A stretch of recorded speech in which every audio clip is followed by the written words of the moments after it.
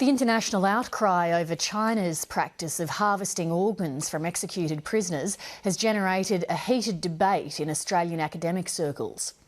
Last month, 7:30 revealed that Sydney University was under fire for awarding honorary titles to the Chinese surgeon who ran the transplant program. Dr. 황지에푸 has always kept a low profile, but now he's gone public in Beijing to answer his Australian critics and to claim the harvesting program will soon come to an end. But as China correspondent Stephen McDonald reports, Dr. Huang's detractors are sceptical. ABC. Yes, sir. Dr. 황지에푸 has been facing heavy criticism in Australia. To his supporters, he's a pioneering liver transplant surgeon. To his detractors, he was responsible for running China's organ transplant system for more than a decade, a system that's relied almost exclusively on organs taken from executed prisoners. In a rare press briefing, Dr. Huang spoke to a small group of journalists to respond to his critics, saying Chinese prisoners must agree to have their organs harvested before they die. Consent is not presumed consent. Consent, written consent from the prisoner himself or herself, as well as his or her family. But some say that consent from prisoners condemned to death isn't meaningful consent. So medical groups, the United Nations and the World Health Organization have criticised China for structuring its transplant program around organs taken from prisoners. As China executes as many prisoners every year as the rest of the world combined, there's a steady supply. Even today, Dr. Huang defends the practice. Can I just ask you though, if they're not being pressured into donate their organs, why would they do it?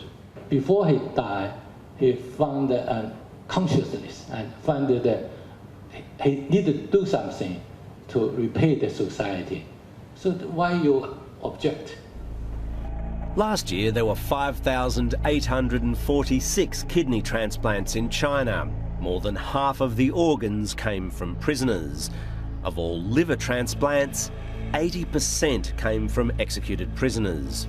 But Dr. Huang says that for the past 2 years, in his own practice, he's not taken any organs from the jails.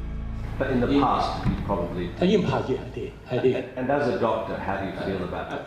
I feel that the first, I respect the donor.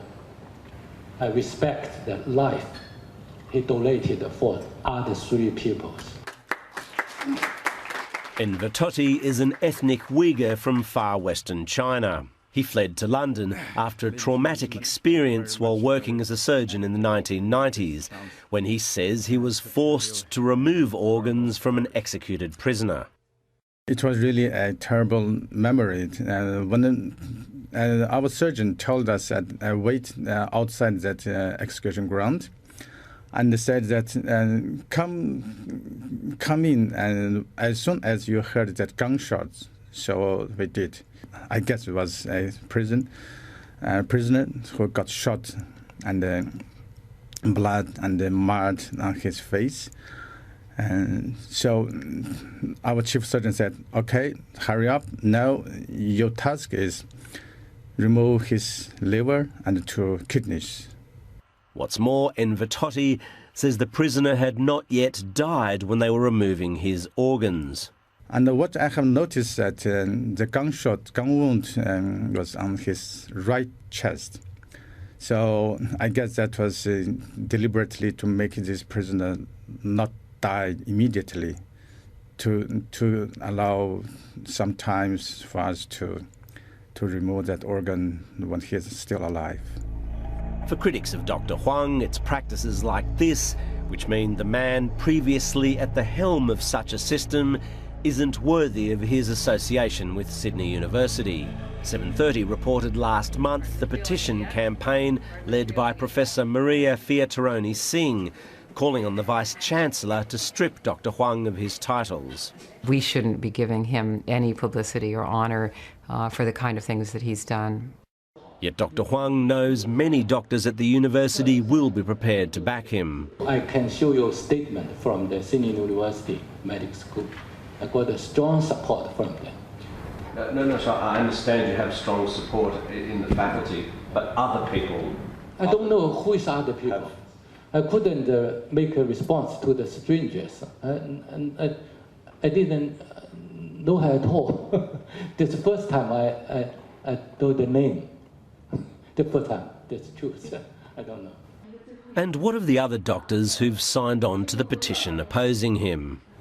It's unnecessary for me to pay attention to that because, I have my values. So I don't want to waste my time to talk about that. Within the international medical fraternity, there are surgeons who see 황지에푸 as a liver transplant champion who's helped usher in China's new public donations system, which is crucial because at hospitals like this one, for every one patient that gets an organ, there are 30 more people waiting. But now we've been told that China's near complete reliance on prisoner donations is about to come to an end. From the progress we have been made, I estimated in 2 years will eliminate the heavy reliance on the prisoners' organs. Yet his main critic at Sydney University isn't convinced. I do believe that they're trying to move away from the system of using executed prisoners, but I think that the real point is if something is unethical, then you don't suggest that you're going to move away from it in a few years. You stop doing it now. By his own words, 95 to 99% of the transplants were from executed prisoners, including the transplants that he did himself. So I don't see how you can give him an honorary professorship in the light of that knowledge. But Dr. Huang says the world needs to be understanding and give China a chance. Gradually, now we see China is changing. Progress is being made. Stephen McDonnell reporting from Beijing.